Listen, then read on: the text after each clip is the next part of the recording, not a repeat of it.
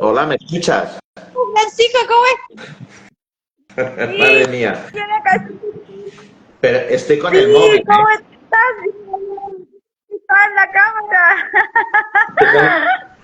estoy con el Oye, móvil. Francisco, yo no te veo. Oye, Ali, ¿se ven los dos? Francisco también se ve. Yo te Yo veo. no cachaba. Sí. ¡Ah, qué bien! ¡Qué chiquillo! ¡Qué bueno que lo logramos! ¡Lo logramos, Francisco! ¿Ves? Al final pudimos. Hoy les damos las gracias a todos nuestros amigos y amigas de Suicide Prevent que nos siguieron, que nos siguen acompañando y que hacen posible que nosotros también logremos este esfuerzo para llegar a ustedes con formación.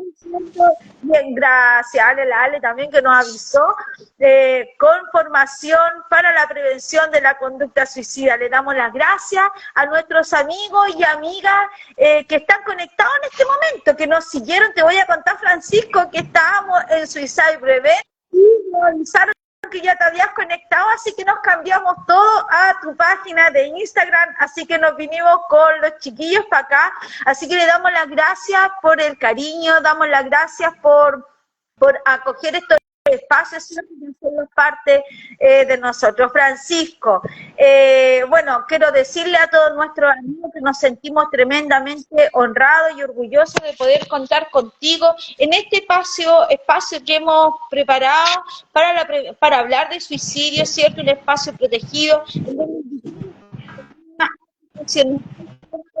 eh, con una vasta trayectoria para que nos puedan hablar un poco de acuerdo a su experiencia y a sus conocimientos, para que nos puedan hablar de suicidio. Entonces, quiero preguntarle a los chiquillos que te deben conocer también,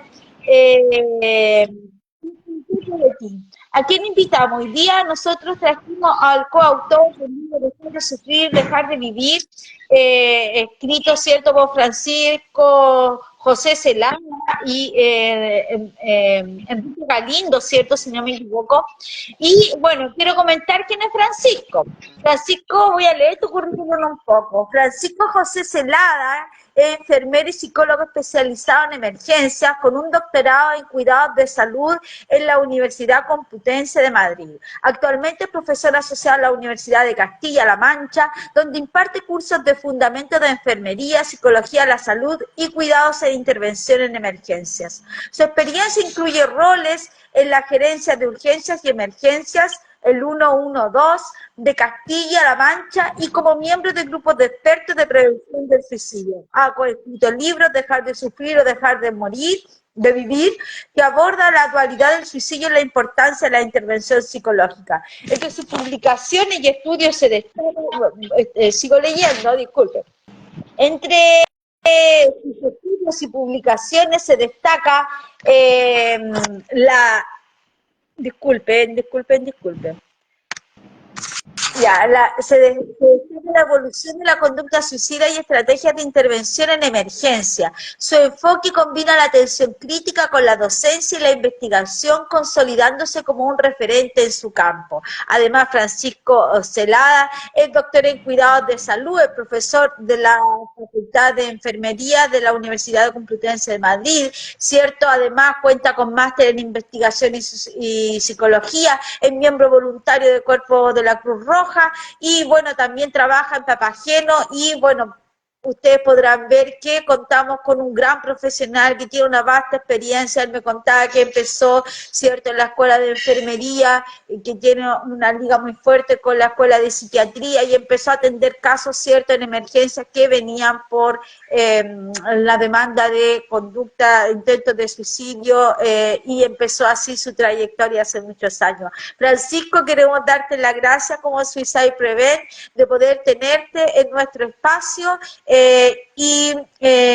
Después de agradecerte, queremos pedirte que nos hable un poco de en qué consiste este libro, en qué consiste la dualidad, en el fondo, del suicidio, dejar de sufrir, dejar de vivir. ¿Cómo está? Bienvenido. Bueno, buenas tardes.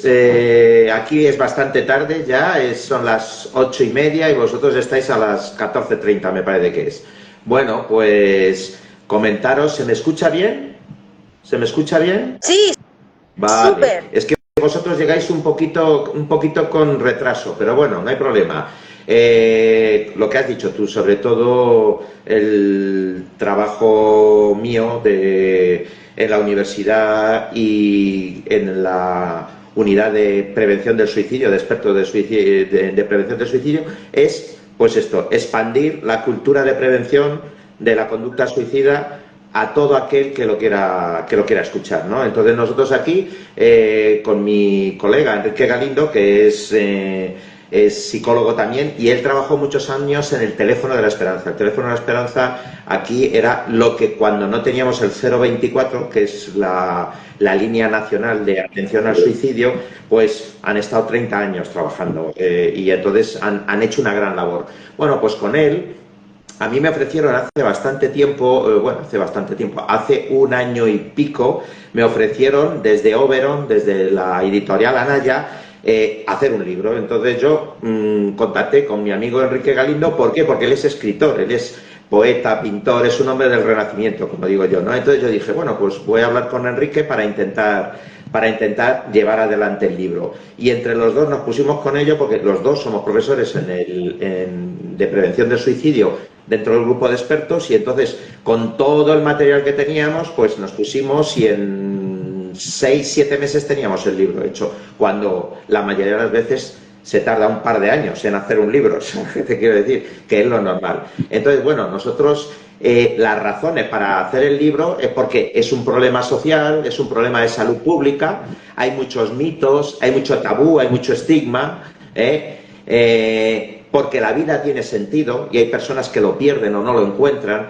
porque hablar salva vidas y porque el silencio mata también, ¿no? Y entonces, para que la gente también entienda los factores de riesgo, los factores protectores, las señales de alarma, y saber qué hacer o no, o qué no hacer en un momento de crisis suicida o de conducta suicida, ¿no? Y entonces luego también cerramos el círculo hablando un poco de lo que es los supervivientes, ¿no? Los que quedan atrás cuando alguien se suicida. Entonces intentamos hacer un 360 para que fuera útil tanto como para profesionales sanitarios como para los legos, personas que no estaban formadas en suicidio, pero que tengan un enganche primero con un libro. Por ejemplo, o el libro de Paula, que me habéis dicho que también va a participar con vosotros. Pues otro libro que te ayuda. Son libros cortitos y sencillos que te ayudan mucho a entrar en el mundo de la conducta suicida y de cómo prevenir la conducta suicida. Súper, súper, Francisco. Y cuéntanos, ¿por qué cuando hablamos de suicidio hablamos de un problema a nivel social, un problema de salud pública? Bueno, antes la OMS decía que no era un problema de salud pública, ¿no? Esto, a partir del programa SUPRE, es cuando ellos ya dijeron que eso era un problema de salud pública. Y como sabéis, también la OMS a veces ha ido bajando lo que es el nivel del número de suicidios en el mundo, ¿no? O sea, va decreciendo, ¿no? Al principio te decían que era 1,5 millones, luego 1 millón de suicidios al año, luego 800.000 y ahora dicen que 703.000. ¿Por qué? Porque han dicho que de cada 100 muertes en el mundo, una es por suicidio, les ha salido ese número. Bueno, realmente las cifras reales serían entre un 20 y un 25% más altas en todo el mundo. Y pensar una cosa, que de 194 países en el mundo, solo 80 disponen de un registro civil más o menos de calidad que puedan dar cifras. Y en algunos países de esos 80 tampoco es tan bueno. Entonces, digamos una cosa, que la mitad del mundo no comunica los datos, ¿no? Entonces, pues es un problema de salud pública del que no sabemos el número real a nivel mundial. A lo mejor en Chile sí tenéis un sistema de registro, y en España sí lo tenemos, pero que va de calado un año. Nosotros los datos del 23 los cogemos al finales del 24. Y nosotros, por ejemplo, ahora ya, como se está apretando un poco, se está exigiendo más cifras, pues a mitad de año te dan unas cifras que son, pues, datos provisionales, pero que luego al final de año suelen subir, ¿no? Entonces, es importante que darnos cuenta de que es un problema de salud pública, pero también es un problema social, ¿no? No nos podemos quedar solo en lo... en enfermería decimos biopsicosocial, ¿no? Entonces no nos podemos quedar solo en lo biológico, también el psicosocial, lo psicosocial también influye. Y tenemos que decir que es un problema social, porque cuando yo hice mi tesis doctoral y cuando hice el trabajo de fin de máster de investigación, se hablaba de los problemas económicos o los problemas sociales de los grupos, ¿no? Que están en exclusión social, diríamos, ¿no? Entonces, y esto no estaba muy claro, ¿no? Que interviniera en el suicidio. Pues sí interviene, claro. Luego han salido muchos estudios y han salido incluso revisiones sistemáticas que dicen que sí, que la economía también, o sea, lo psicosocial, el entorno, el apoyo social también influye en la conducta suicida, ¿no? Que al principio, te estoy hablando al principio, en el 2015 había dudas de ello o no había mucha investigación. Hoy en día ya es claro que si una crisis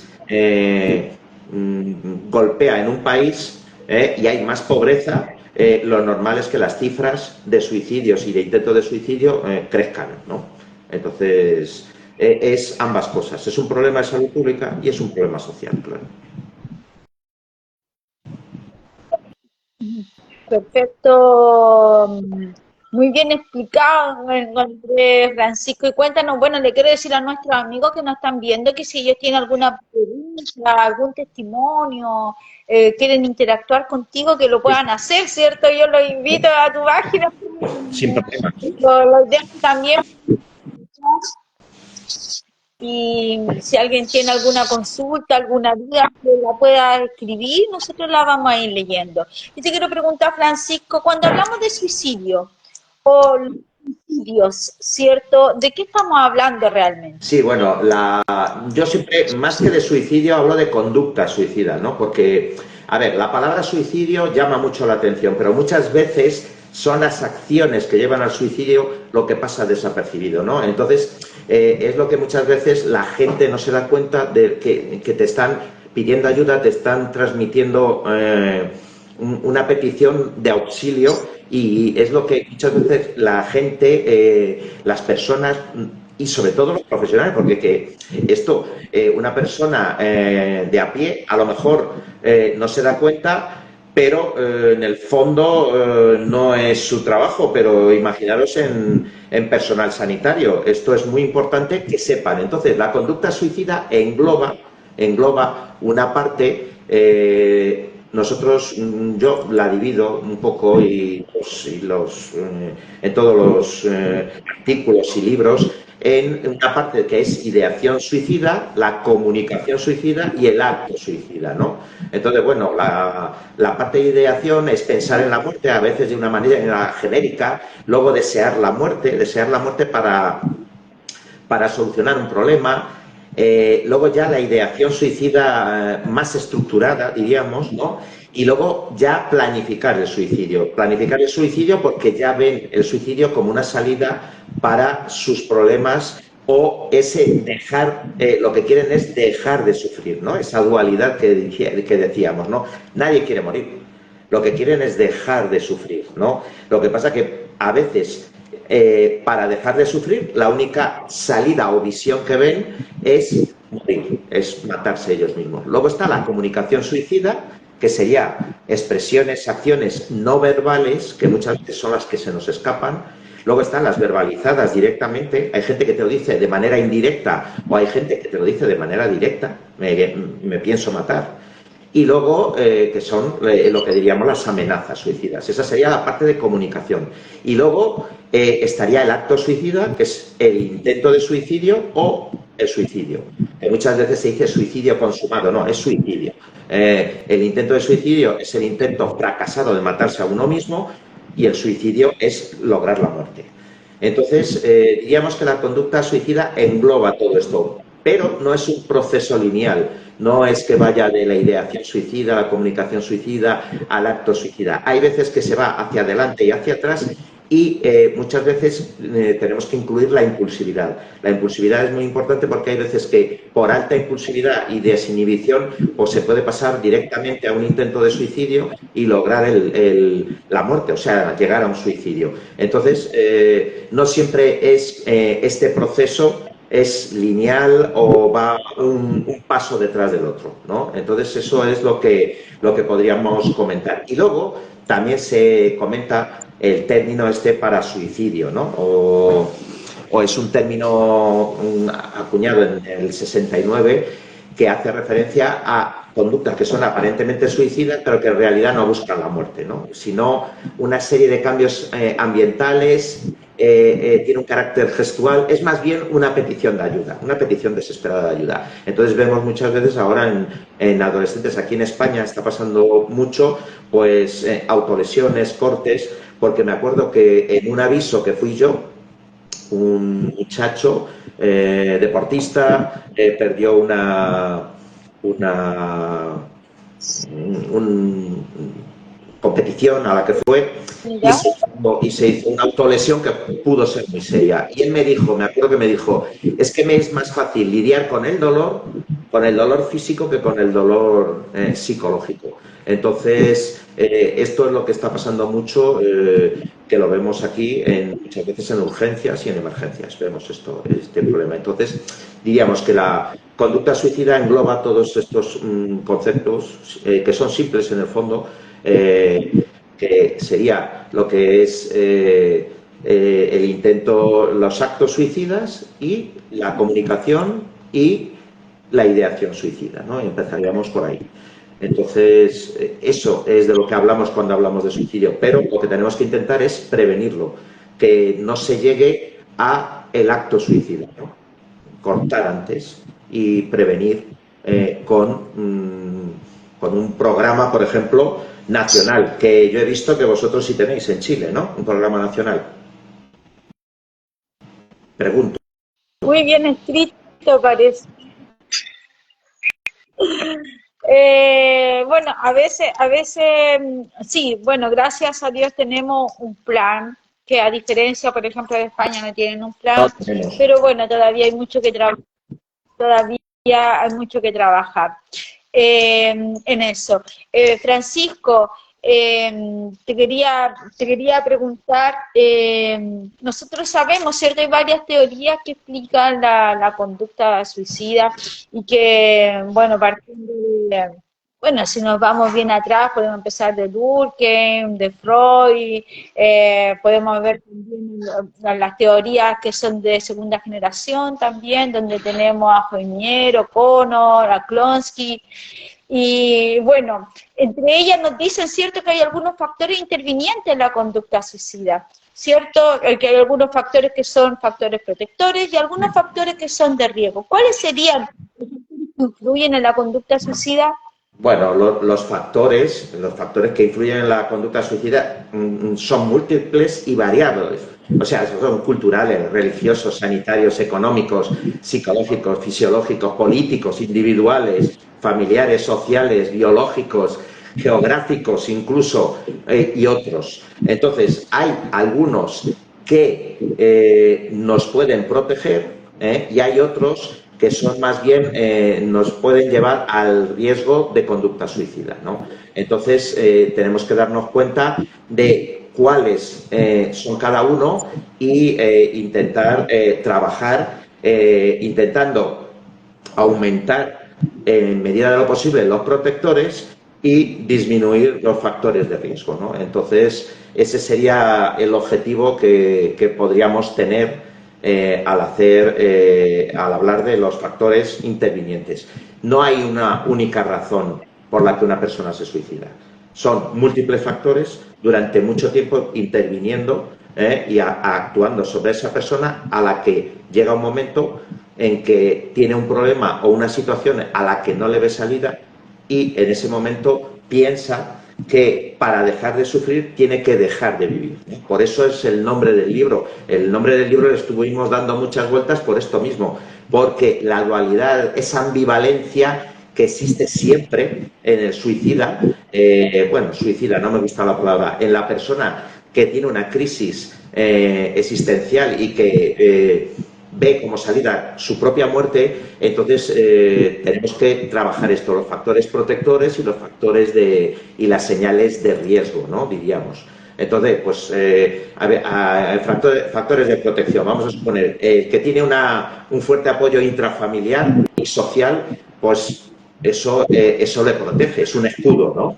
Que tiene integración y relación con amigos, compañeros, confianza para hablar con alguien de temas difíciles, tener a una persona con la que hablar, por eso hablar salva vidas.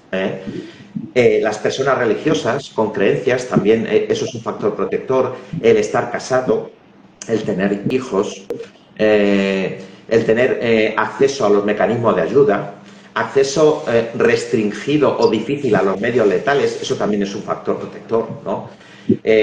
Habilidades de comunicación, habilidades sociales, habilidades para resolver problemas. Hay personas que no saben resolver problemas, ¿no? Entonces hay que explicarles la metodología de cómo lograr solucionar problemas para que puedan avanzar en su vida, ¿no?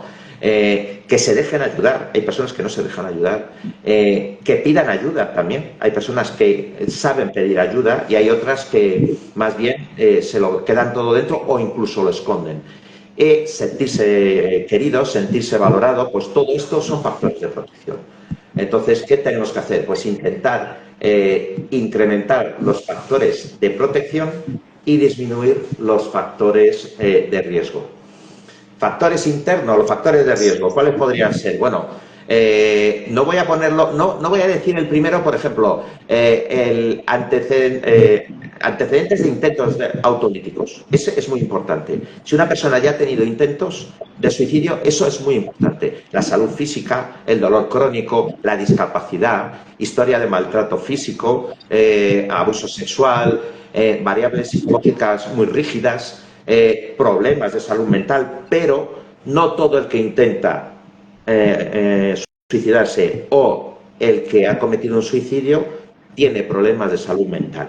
Esto hay que romper ese tabú y ese mito porque eso no es verdad. Eso se hizo un estudio de autopsias psicológicas en el que decían que el 91-92% de las personas tenían problemas de salud mental. Claro, pero eso es un estudio pequeño en el que salió esos datos.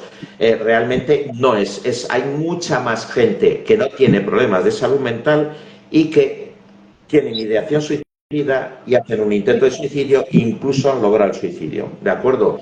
Entonces, otros factores externos que podrían ser de riesgo. Bueno, pues antecedentes en la familia de suicidio, falta de apoyo social y familiar, como habíamos dicho antes, que era un factor protector. Si no lo tengo, pues es un factor de riesgo. El estado civil, ser soltero, viudo, divorciado, ser hombre ya es un factor de riesgo. Aquí en España, cada 3 hombres que se suicida una mujer, pero vosotros estáis, he visto los datos, es 4-1 vosotros tenéis. Entonces, bueno, la edad, el sexo, la edad, con la edad se incrementa la conducta suicida.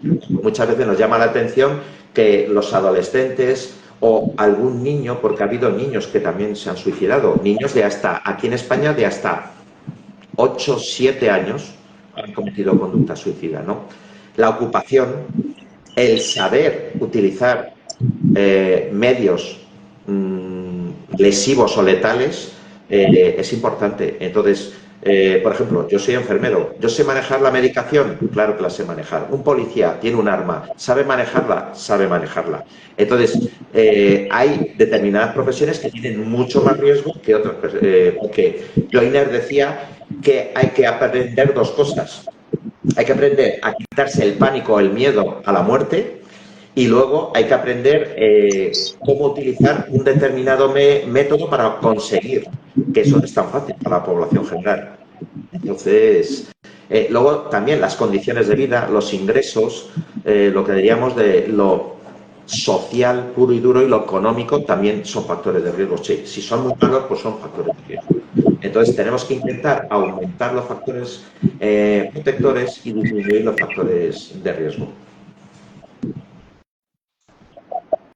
Importante con lo que tú señalabas, porque bueno, dentro de lo que tú hablamos de factores de riesgo, factores protectores, hablamos de muchos mitos que bordean la conducta suicida, esta mirada reduccionista de la conducta suicida que la atribuye a un de salud mental. Hemos visto, ¿cierto?, que hay varios artículos que se uno también de García Aro, si no me equivoco, del 2021, que no es necesario ni suficiente tener un trastorno mental para explicar la conducta suicida. De suicidio que no genera efectos negativos en la persona, ¿cierto? No contagia, hablar de suicidio no contagia la idea del otro, hablar de otros mitos. ¿Cuáles serían estos mitos más importantes que bordean las conductas suicidas? Bueno, el problema de los mitos, yo siempre digo que si alguien quiere hacer una labor sencilla en un colegio, en una comunidad o en un grupo de amigos o de personas que crea que se puede hablar del suicidio, es explicar los mitos y desmontarlos, los mitos que hay alrededor del suicidio, ¿no? Que son falsas creencias o falsas afirmaciones, ¿no? Entonces son criterios equivocados que aceptamos como verdades, pero además es que como verdades absolutas y que no se basan en evidencia científica. Entonces, por ejemplo, lo típico, que dicen, los intentos de suicidio son una llamada de atención. Señores, esto no es una llamada, es una petición desesperada de ayuda. Eso es lo que es un intento de suicidio. ¿De acuerdo? Y si tú estás viendo también autolesiones que no van encaminadas a conseguir la muerte, en un momento dado, las personas que se han hecho autolesiones tienen más riesgo de llegar a la conducta suicida, con lo cual tenemos que estar atentos a ellos. Entonces, pensad también una cosa de los mitos, ¿no? Los mitos, las creencias que tenemos hacen que cambien nuestras actitudes y eso hace que intervengamos o tengamos determinadas conductas. Si yo soy un profesional sanitario y me creo los mitos, automáticamente voy a atender mal y voy a intervenir mal con los pacientes. Entonces, voy a trabajar mal. ¿Por qué? Porque de base, el que te tiene que atender y proteger y entenderte, se cree el mito. Entonces, evidentemente, ¿qué tenemos que hacer? Formar a la gente. Pero se puede formar desde los profesionales a toda la población, ¿no? Por ejemplo, otro mito. El suicida desea morir y no tiene dudas. Pero si estamos diciendo que hay una ambivalencia constante, lo que quieren es dejar de sufrir y no dejar de vivir. Entonces siempre están en la cuerda floja. O sea, siempre tienen dudas, siempre quiere que se les rescate. ¿De acuerdo? Las personas que se suicidan quieren morir. No, no quieren morir. Lo que quieren es dejar de sufrir. Eso es lo que quieren.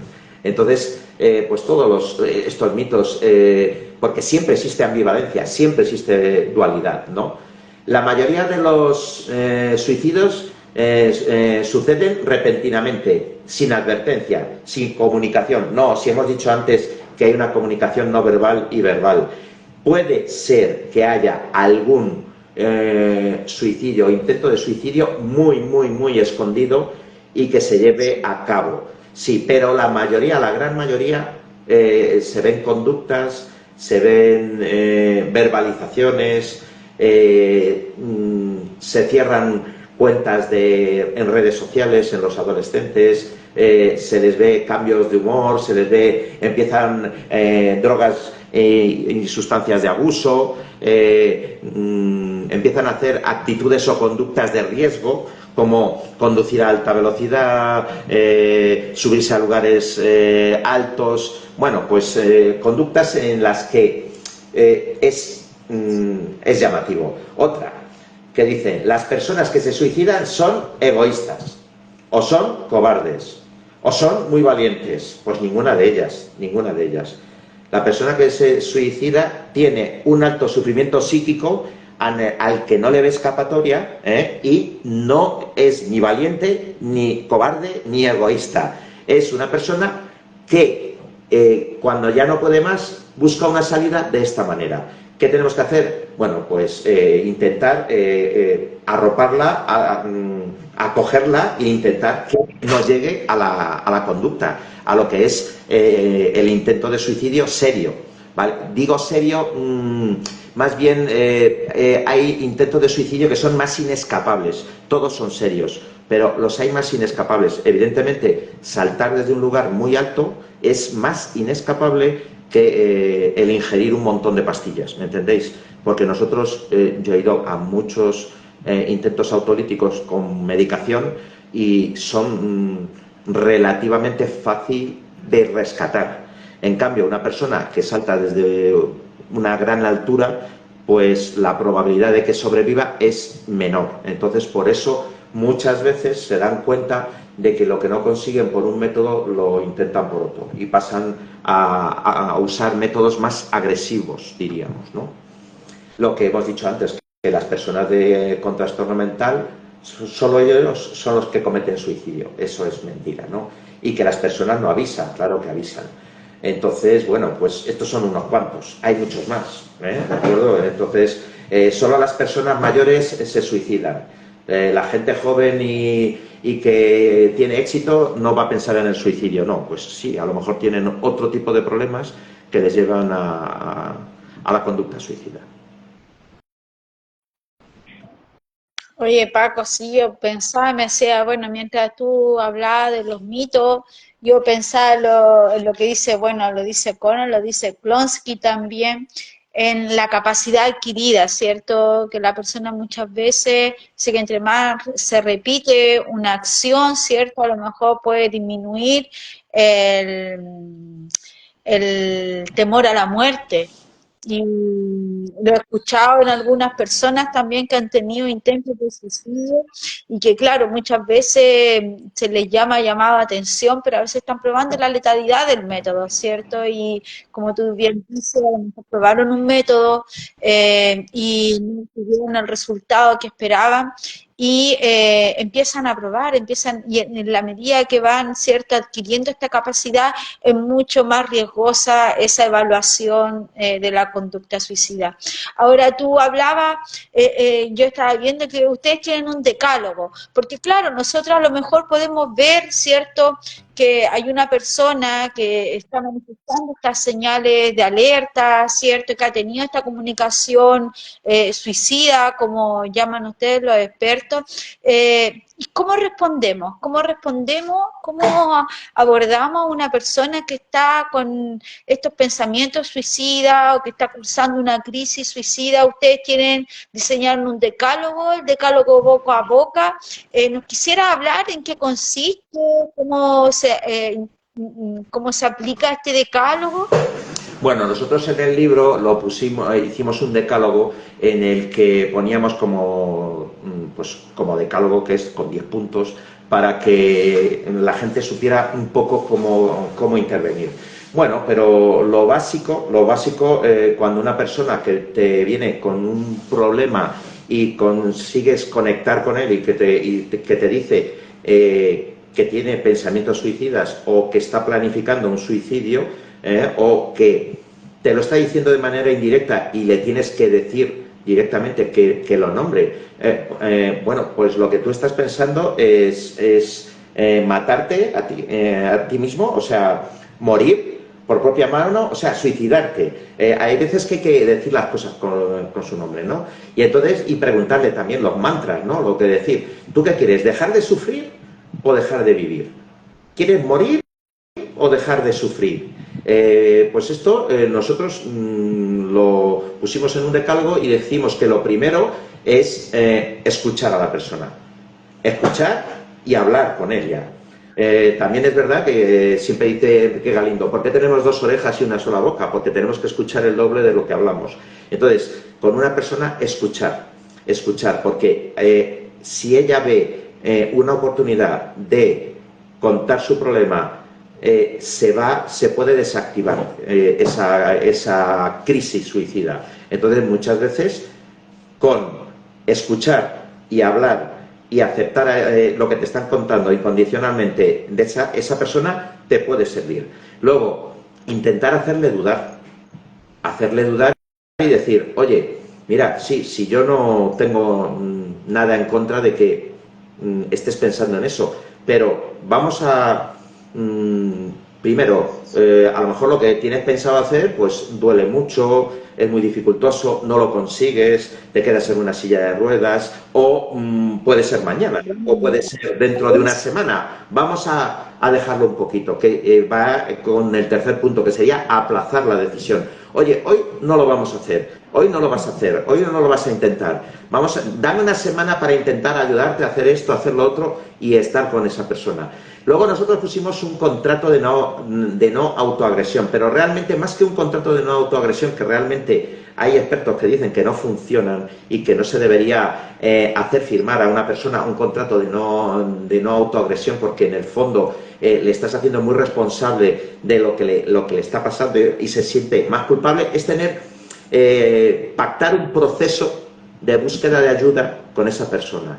Entonces, que sería pues cuando tengas los pensamientos muy intrusivos y estés en crisis suicida, pues intentar hacer determinadas cosas que te calman, llamar a determinadas personas, hablar, e incluso si ya nada va funcionando, presentarte en un sitio, en un lugar de atención sanitaria y decir lo que te está pasando, ¿no? Entonces, tener más bien es un proceso de seguridad o un envoltorio en el que proteja a esa persona, más que hacerle firmar un contrato de no autoagresión que muchas veces no funciona bien, ¿no? Enseñar a las personas que tengan un sentido de su vida, pero su sentido, no el tuyo. Porque hay muchas veces que tú puedes decir, pero si tú eres muy guapa, eres muy joven, tienes mucho dinero, tú lo que tienes que hacer es... No tenemos que decirle a las personas lo que tienen que hacer ni cuál es su sentido de la vida. Ella tiene que encontrar su sentido de la vida. Entonces tenemos que ayudar en ese camino a que consiga encontrar el sentido. Muchas veces hay personas mayores que no se han suicidado porque tienen un gato o tienen una mascota o cuidan de unas plantas. Pues a lo mejor el sentido de su vida en ese momento vital es cuidar de esa mascota que le da cariño y eso le hace que no dé un paso más allá, ¿no? Entonces muchas veces tenemos que ayudar a las personas. Luego, a resolver problemas. Saber que tengo un problema, ver las posibles soluciones, escoger la primera o la que sea más plausible para intentar solucionarla, tener a lo mejor un plan B y si no funciona, pues volver a evaluar otra vez, enseñar a las personas a intentar resolver los problemas cotidianos y los problemas más potentes que tenga en su vida, ¿no? Pues eso, tenemos que buscar alternativas. Luego, ¿qué otras soluciones de superación previas has tenido tú? Porque todas las personas, según crecen, incluso un adolescente que tiene 16 o 17 años, ha pasado por fases en su vida en las que ha solucionado problemas y ha salido hacia adelante. ¿Qué hiciste tú en ese momento? ¿Qué utilizaste? ¿Qué estrategias? Pues intentar con esas estrategias también utilizarlas o enseñar otras, ¿de acuerdo? Y luego emplear mantras, lo que os he dicho, frases hechas que las crisis pasan, pero la muerte no pasa, por ejemplo. Toda crisis es una oportunidad. El suicidio es una solución irresoluble a un problema temporal, porque no siempre vas a estar sufriendo malos tratos, o te has divorciado, o has perdido tu trabajo, o no tienes dinero, o estás sintiendo mucho dolor. Pues a lo mejor eso que tú crees que no va a tener solución, al final va a pasar, ¿eh? No es que el tiempo lo cure todo, pero el tiempo nos ayuda a ver desde lejos, de una visión más objetiva que subjetiva, el problema que tengamos, ¿no? Y luego nosotros utilizamos una alegoría, la pregunta milagro, que es una técnica que es pues decirle a la persona, piensa que tú tienes un gran problema, te vas a dormir y al día siguiente ese problema se ha resuelto. ¿Qué habrías hecho tú para aportar para que se solucionara el problema? Esto lo que hace la pregunta milagro es dar esperanza, dar otra visión de cómo podría salir adelante esa persona. Y en ese momento rompemos un poquito de desesperanza y damos una visión futura, de proyección hacia el futuro. Y eso es bueno para la persona, ¿no? Entonces, bueno, nosotros ponemos estos 10. Pero en otros libros, otros autores explican otra manera de poder atender o estar con una persona. Pero básicamente es estar con ella, no dejarla sola, apoyarla, escucharla, hablar con ella e intentar que vea su problema desde distintos puntos de vista para intentar buscar una salida o una solución. Eso sería lo que diríamos de utilizar el decálogo boca a boca que ponemos nosotros en el libro, porque decimos boca a boca como si fuera el boca a boca cuando hacemos maniobra de resucitación cardiopulmonar, ¿no? El darle aire, el darle aliento a esa persona, ¿no? Por eso ponemos el decálogo boca a boca. Oye, Francisco, me dicen ustedes flipando, porque claro, me parece que está muy específico, muy didáctico, muy atingente el decálogo que ustedes realizan y me trae a la memoria, bueno, la teoría de los 3 pasos de Klonsky, las 3D también que hablamos nosotros, de cómo disminuimos el dolor, la desesperanza y logramos conectar a esa persona con esa esperanza, le logramos aumentar su esperanza y la logramos conectar con sus razones para la vida. Entonces cuando veo tu decálogo, decimos, o sea, yo digo, bueno, con escuchar, con permitir el desahogo, nosotros ya estamos reduciendo un poco ese dolor, ¿cierto? Cuando hacemos esas preguntas que tú dices que son como mágicas, nosotros podemos lograr retornar la esperanza, cuando la acompañamos, cuando nos vamos a quedar con ellos, estamos en contacto con ellos, le ayudamos a buscar un profesional, la búsqueda de alternativas a las soluciones, estamos también aumentando sus niveles de esperanza, y estamos conectando. Mira, nos dice, quiero leerte... a María Isabel Díaz, que ella también es presidenta de una organización de la prevención del suicidio, Latino Sin Frontera, y nos dice que genial información, gracias Jackie, gracias Paco, que ha estado súper. No sé si hay alguno que quiera hacer alguna pregunta, contar un testimonio, aprovechemos que está Paco aquí para hacer esas consultas, para hablar también. A veces hay cosas que no logramos resolver y que a lo mejor con Francisco, ¿cierto? Podríamos encontrar alguna respuesta. A Edith me parece que dice sí en cuanto al Plan Nacional de Prevención de Suicidio en Chile. Yo digo que es un plan que está bien redactado. ¿Por qué? Porque no tiene financiamiento. Entonces sí, en Chile tenemos un plan para la prevención del suicidio, pero yo siempre hablo de que tenemos un plan hueco porque no tiene financiamiento, o sea, tenemos 2 millones de pesos por región, lo cual no es suficiente para contratar un experto en conducta suicida, en intervención, en su clínica, en su prevención, en la postvención, porque ahora ya está por terminar, alcanzamos a hablar de qué pasa con los que se quedan. Entonces es importante también hablar de posvención, hablar qué pasa con los supervivientes, y tú entenderás que cuando no alcanza al año en una región no alcanza. Entonces tenemos un plan, pero sin financiamiento ese plan es hueco, eso digo yo, es hueco. Entonces contesta la pregunta, sí tenemos un plan, pero también no nos sirven mucho las palabras escritas. Claro, sin financiamiento. Entonces, por eso que, claro, damos las gracias hoy día a Francisco, y me quedo con esta frase que que lo encontré que es tan relevante, Francisco, que es de tu libro, que es tan emblemático también, porque claro, tiene mucho que ver cómo hacemos prevención, tiene mucho que ver de cómo pensamos nosotros el suicidio, cómo pensamos las conductas suicidas. Y esta pregunta que tiene aquí que dice, ¿y tú? ¿Qué crees que las personas quieren? ¿Dejar de sufrir Claro, o dejar de vivir?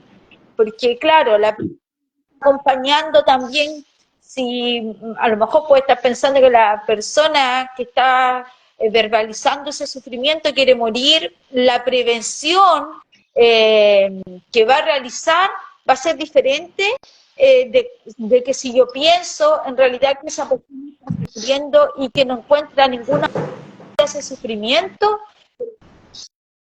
qué importante el título dejar de sufrir, dejar de vivir. ¿Les costó llegar a ese título, a poder llegar a un acuerdo para poner esa frase, ese mantra?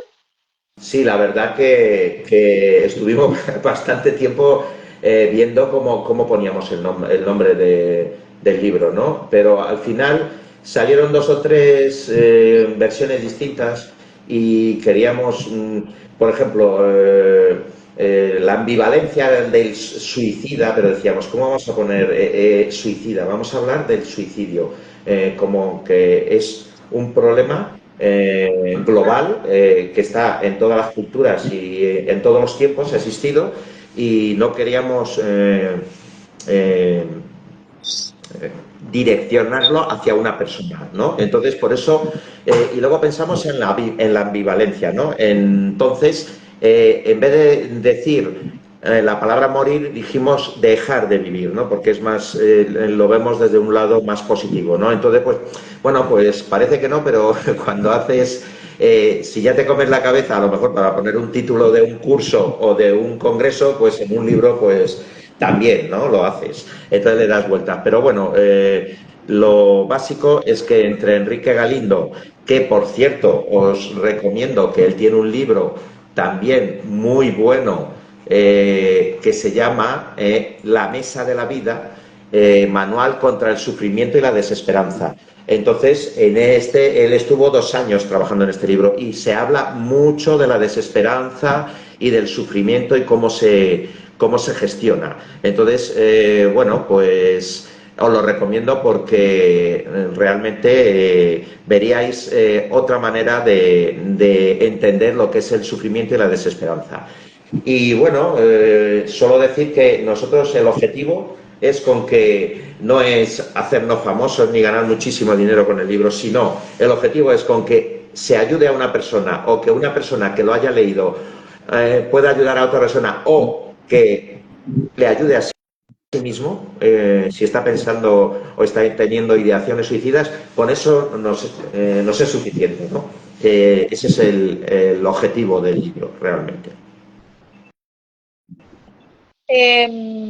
Francisco, cuéntame, ¿dónde podemos adquirir el libro? Las personas que están interesadas, ¿dónde lo podemos Yo encontrar? creo, ahora mismo en internet, poniendo el título, lo puedes encontrar aquí en Europa, en AFNAC, bueno, en Amazon lo tienen. O sea que diríamos que Amazon es lo más internacional, ¿no? Que está por todos los lados. E incluso en África, diríamos, ¿no? En las zonas, pues en Amazon. Y luego, cualquier librería aquí de España, pues lo puedes tener. Y lo puedes tener en formato electrónico, en formato papel. Yo, como soy antiguo, yendo ya unos añitos, pues me gusta más siempre el papel, llevar lo que es el libro en la mano. Siempre me ha gustado más el tener lo que es un libro que una tablet o que un libro electrónico, pero yo entiendo que muchas veces es más barato también en formato electrónico y bueno, y muchas veces para estudiar o para tener a varios autores que hablen del tema, pues a lo mejor te es más sencillo tenerlo en formato electrónico dentro de una carpeta o dentro del móvil, ¿no? Entonces, bueno, pues lo podéis encontrar en Amazon, yo creo que es el sitio más sencillo de encontrarlo. Oye, Francisco, tú no me vas a creer qué hora es. Y, Son, bueno, acá son van a ser las tres y y yo tengo media. 1:23, o sea que ya aquí se está yendo el sol. Oye, Francisco, entonces mira, primero, antes de despedirnos, darte las gracias por esta tremenda exposición, darte las gracias también por confiar en Suicide Prevent, en este espacio para hablar de prevención de suicidio, darte las gracias por la paciencia, porque tuvimos problemas para conectarnos, pero finalmente pudimos tener este encuentro, y que espero que después lo podamos compartir. Quiero comunicarle a nuestros amigos y amigas también que nos están viendo, a las personas que van a ver de nuevo este programa, contarles de que estamos evaluando la posibilidad de poder tener un curso de especialización también en el ámbito sanitario para la prevención de la conducta suicida con Francisco José Celada. Francisco, queremos darte las gracias por este espacio y queremos irnos con una reflexión tuya. ¿Qué le podemos decir a esas personas que a lo mejor están pensando en quitarse la vida, aquellas personas que no ven salida, aquellas personas que están sufriendo, que lo intentaron? ¿Cómo podemos llegar hasta su corazón con una palabra de esperanza? Bueno, yo creo que las personas que están en ese problema o están en ese proceso, lo primero sería intentar hablar con alguien. Yo sé que hay veces que hay personas que están muy aisladas, pero, por ejemplo, si ya no tienes nada y no tienes una persona cerca o alguien de confianza, pues tienes las líneas telefónicas que hemos dicho antes. Vosotros tenéis 4141, me parece que es en Chile. Aquí en España es el 024, que lleva funcionando poco tiempo, y antes teníamos el teléfono de la esperanza o incluso los teléfonos de emergencia. Llamar. Intentar hablar con alguien, y si en un momento dado tenemos cercanía de algún servicio sanitario, también podemos ir a pedir ayuda en directo. O sea, al centro de salud, hablar con tu enfermera, hablar con tu médico, acercarnos a la persona que, bueno, pero como decéis vosotros, los gatekeepers, ¿no? A lo mejor puede ser el párroco de tu iglesia, un amigo del club de pádel o del club de tenis o del club de petanca, de cualquier cosa. Hablar, porque hablar salva vidas. Entonces, el silencio mata. Entonces, tenemos que dar ese paso, intentar pedir ayuda e intentar que nos arropen y que intenten. Yo sé que hay veces que es complicado esto, pero yo creo que es el paso primero, es intentar hablar e intentar darte una oportunidad ese día y en ese momento. Y bueno, podemos decirlo, aplazarlo, ¿no? Hacer un stop, aplazar, intentar que la activación baje y conseguir salir adelante ese día. No vamos a decir in eternum o solucionar el problema, sino ese momento, pasar ese pequeño bache o gran bache que tenemos en ese momento. Francisco, entonces te damos las gracias a todos nuestros amigos y amigas que se nos unieron a Suicide Prevent, Francisco José Celada, agradecer este espacio, y bueno, nos vamos también con ese mensaje de que importante es tener presente que la persona no quiere morir, sino que quiere dejar de sufrir, y en ese sentido estamos todos llamados a ser agentes de prevención, como lo decía Francisco José Celada, escuchar, ofrecer espacios de escucha alejados del juicio, de nuestra posición de experto, tal vez pueda ser, ¿cierto?, dar una cuota importante, ¿cierto?, para que esa persona disminuya su dolor, aumente su esperanza y pueda conectar con una persona que pueda ayudarla de manera profesional. Oye, Francisco, nos dice María Isabel, muchas gracias. Mayoral dice también, muito boom. Boom, manda manitos, corazones, así que te damos las gracias, mil cariños, Francisco, esperamos vernos pronto se vienen cositas con Francisco si Dios quiere, así que nos dejamos para un nuevo espacio para la prevención de la conducta suicida. El jueves que viene vamos a estar con Joaquín Pincheira, que él también es autor de varios libros de inteligencia emocional y vamos a estar hablando de un tema especial que tiene que ver con la autoconciencia, que tiene que ver también cómo nos hablamos a nosotros mismos para poder, ¿cierto?, mejorar la forma de gestionar nuestras emociones. Así que nos vamos, un fuerte abrazo a todos y a todas. Nos vemos el próximo jueves, entonces en este mismo horario, en un nuevo espacio para la prevención de la conducta suicida, junto, ¿cierto?, a Suicide Prevent. Francisco, muchas gracias a todas y a todos. Entonces, por estar presentes. Oye, otro mensaje, Dena dice, muchas gracias por toda la información, es de gran ayuda siempre. Le enviamos un fuerte abrazo, mil cariño, este programa lo hacemos, ¿cierto?, lo construimos en conjunto. Mil cariño y nos vemos el jueves de nuevo en un nuevo espacio para la prevención del suicidio con Suicide Prevent. Besitos. Muchas gracias, Francisco, te pasaste. Gracias. Adiós. Adiós.